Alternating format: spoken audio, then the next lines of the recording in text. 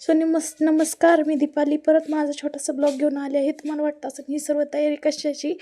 आज देवांशीला 8वा महिना लागतो, तर हे सर्व डेकोरेशन आम्ही ठरवलं होतं. पण देवांशीने तर दुसरंच काहीतरी केलं. देवांशीने आम्ही केलेलं सगळं मूव्हीज कटवून टाकलं. तिच्या मनासारखं काही नाही झालं की ती सगळं असंच करते. फायनल रिझल्ट खूपच छान आला. आम्ही खूप प्रयत्न केले, पण ती तसं करायला रेडीच नव्हती जसं आम्हाला पाहिजे होतं. आमचा प्लॅन होता आम्ही तिचे झोपून फोटो काढणार होतो, पण आमच्या मॅडमला कुठं झोप येते. आता बसायला येतंय तर बसणारच त्या.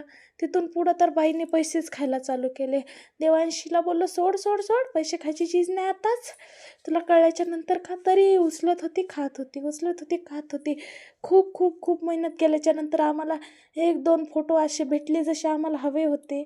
त्यानंतर देवांशीने सर्व काही मोडून तर टाकलंच होतं, पण त्यानंतर असं झालं काही की तिचे फोटो तर काढले, त्यानंतर ती खूपच रडायला लागली आणि आमची मेहनत सगळी वाया गेली. आम्हाला परत सर्व करून परत काढण्याचा वेळही नव्हता. मग आम्ही तसंच जसं जमेल तसं करून टाकलं आणि फायनल रिझल्ट खूपच छान आला.